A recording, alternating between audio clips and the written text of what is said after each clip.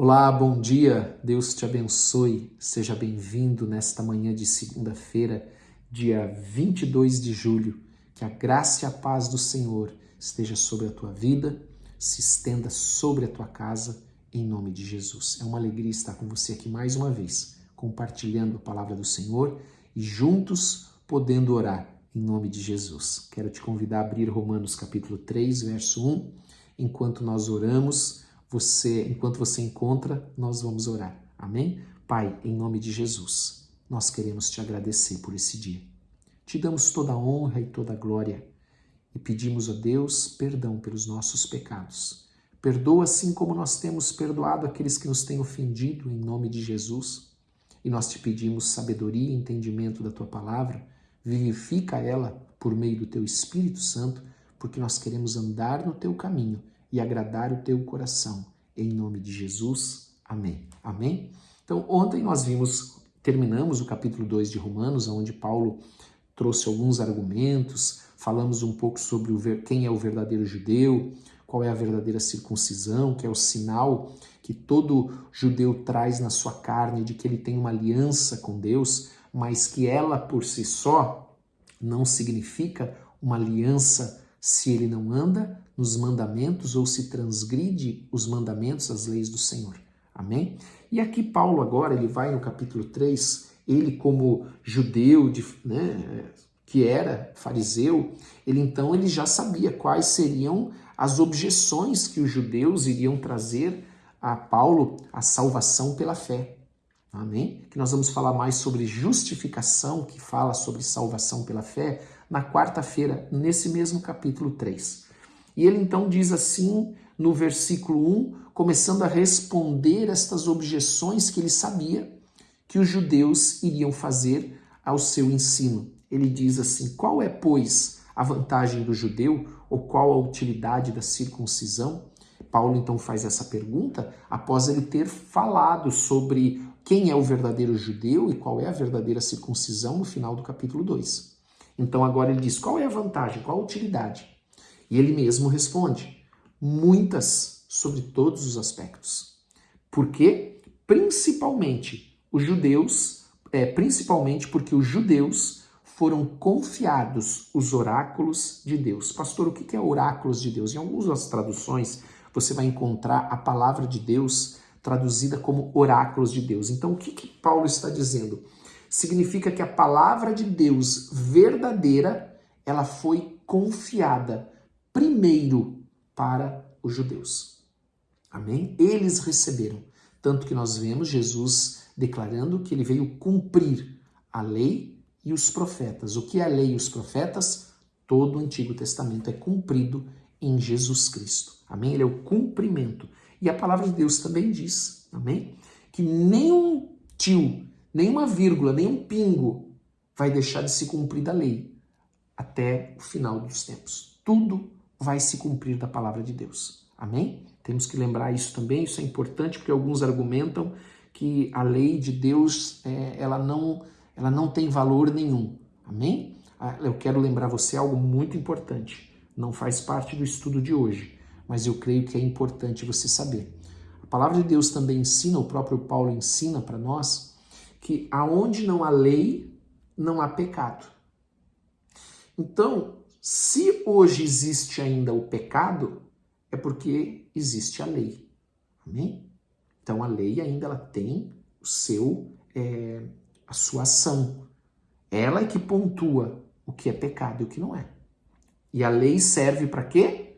A palavra de Deus é muito clara também, o próprio Paulo fala isso. A lei ela é pro transgressor. Por quê? Porque a lei aponta, a lei mostra o que é pecado. Aonde não tem lei, não tem pecado. Amém? Agora, como nós temos pecado, significa que há ainda a função da lei de mostrar o que é certo e o que é errado. Amém? Assim como é a lei dos homens. A lei uma série de leis, elas não servem para mim e para você, porque você não é assassino, você não é ladrão, mas ela serve para quem é. Entende? Ela então aponta o pecado ou o crime de quem comete. Amém? Até aqui? Fecha o parênteses aí. Mas isso é importante nós entendermos isso. Amém? Versículo 3. E daí? Se alguns não creram, a incredulidade deles virá a desfazer a fidelidade de Deus? Falando sobre esses judeus que não viviam. Assim como nós lembramos ontem daqueles cristãos que às vezes se apegam à tradição, se apegam às vezes àquela história, minha família é família cristã, é família de gerações, tem pastor, ou seja lá o que for, né? Como eu disse ontem, né? E entendem que assistindo o culto, isso já é o suficiente, ele já fez a parte dele. Não, nós temos que viver a palavra de Deus. Amém? E o culto, ele é o produto da nossa vida com Deus. Ele é o resultado da nossa vida com Deus. Louvor, adoração, amém? Coração faminto, sedento por Deus. Versículo 3, então, ele fala sobre isso. E o 4, ele continua dizendo, de maneira nenhuma, seja Deus verdadeiro e mentiroso todo homem, segundo está escrito, para seres justificado nas tuas palavras e venhas a vencer quando fores julgado. Então, como Paulo sabia quais seriam as objeções, ele sabia que os judeus iam discordar da salvação pela fé, porque o que o judeu ele entendia? Que como descendente de Abraão, todos os descendentes naturais são herdeiros da promessa. Vou repetir, para o judeu, todo descendente, todo judeu, todo aquele que é judeu, ele é herdeiro das promessas. E Paulo está dizendo não, o herdeiro das promessas é só aquele que vive a palavra de Deus. É aquele que anda na palavra de Deus. Não é aquele que simplesmente carrega o nome judeu ou cristão, aquele que é circuncidado ou aquele que hoje talvez hoje nós possamos até colocar a circuncisão, o que era a circuncisão para o judeu, é assistir um culto para muitos cristãos, como se fosse simplesmente o cumprimento de uma obrigação. Amém? Então ele sabia que eles iriam fazer esta crítica ao seu ensino da salvação pela fé, porque para eles essa salvação pela fé, ela anula as promessas do Antigo Testamento, quando Paulo diz que nem todo judeu, então, ele será salvo, porque só é salvo aquele que tem fé. Amém? Porque para Paulo, e a doutrina de Paulo, ela ensina muito claro isso, que para herdar a salvação, a primeira coisa que tem que acontecer é o arrependimento. É o arrependimento dos pecados e a fé. Então, sem arrependimento e sem fé, não há salvação. E isso nós podemos ver que a própria palavra de Deus fala sobre isso. Desde Gênesis. É preciso haver o verdadeiro arrependimento e fé. Amém? Porque a fé, ela aponta para, ou melhor, quem pratica algo que não crê. Quem faz algo se a pessoa não crê naquilo que ela está fazendo? Então, veja, tudo aquilo que nós fazemos, ela aponta se nós cremos na palavra ou não. Se eu pratico a palavra, significa que eu creio. Se eu não pratico a palavra, ainda que eu diga que creio, eu não creio. Amém? Porque quem pratica a palavra mostra pelas suas obras, pela prática, que crê. Agora, se eu não pratico, eu não creio, ainda que a minha boca fale o contrário. Amém? Versículo de número 5. Aqui no versículo 5, Paulo vai começar a trazer alguns argumentos de um homem natural, de uma pessoa não salva, dizendo assim, mas se a nossa injustiça traz à lume a justiça de Deus, que diremos?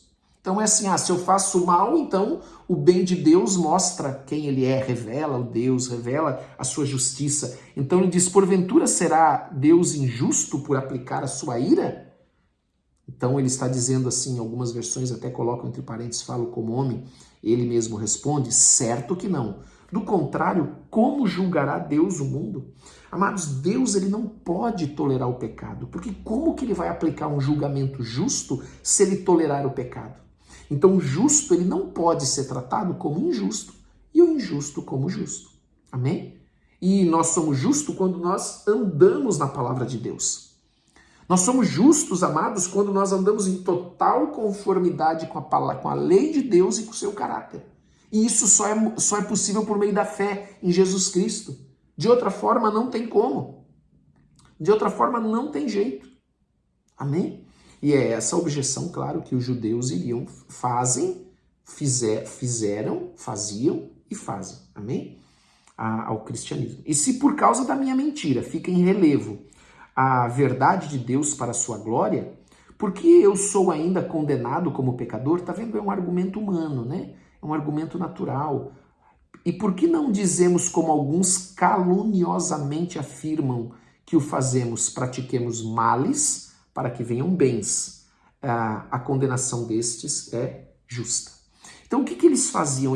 Paulo, como eu disse, Paulo está aqui já entendendo os argumentos ou as objeções dos judeus, e ele está dizendo assim, olha, vocês distorcem o ensino, porque a salvação é pela fé, não é por obras. O Antigo Testamento já apontava isso. Então, como vocês estão distorcendo o ensino, vocês estão achando que a doutrina da salvação pela fé, ela é uma licença para pecar, por exemplo. Então a pessoa pode pecar, mas vocês nem vivem a palavra.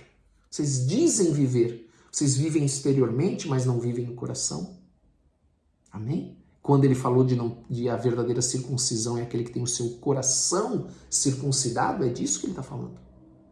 E ele também coloca aqui outro argumento dos judeus, é que essa doutrina da salvação pela fé iria encorajar a pecar. E o que não é verdade. Amém? Não é verdade. O que a palavra de Deus nos ensina é que nós temos que andar na palavra de Deus. Jesus disse, eu sou o caminho, a verdade e a vida. Então eu tenho que andar no caminho, eu tenho que andar na verdade, eu tenho que andar na vida. E somente Jesus é isso. Amém? Praticando a palavra. E toda a palavra, nós sabemos, ela é resumida em amar a Deus sobre todas as coisas e ao próximo como a nós mesmos. Em nome de Jesus. Amém? Nós vamos continuar. Você vê, nós não encerramos aqui, não terminamos ainda aqui essa linha de pensamento de Paulo. Paulo está argumentando, nós vamos continuar e isso vai ficar bem mais claro para você se você ficou com alguma dúvida nesta porção que nós lemos nessa manhã. Mas é que não tem como nós adiantarmos mais. Amém? Porque agora nós vamos falar mais um pouquinho e aí vamos entrar e explicar o que é a justificação pela fé. Amém? Isso vai ser muito importante, a salvação pela fé. Vamos orar. Pai, em nome de Jesus, nós queremos te agradecer nesta manhã, te damos toda a honra e toda a glória. Pedimos que o Senhor nos dê sabedoria, entendimento da tua palavra, compreensão da tua palavra, porque nós queremos andar no teu caminho e fazer a tua vontade. Pedimos a tua bênção sobre as famílias, a proteção do Senhor. Dá ordem aos teus anjos para nos proteger e nos guardar de todo mal. Abençoa o trabalho do teu povo, abençoa a saúde do teu povo, traz paz para cada coração, tira todo fardo, todo peso, coloca o teu fardo que é leve, o teu jugo que é suave, Senhor. E traz uma unção de alegria nesta manhã sobre todos nós. É o que nós te pedimos em nome de Jesus. Amém e amém. Amém, glória a Deus. Que Deus te abençoe. Um forte abraço para todos vocês, em nome de Jesus.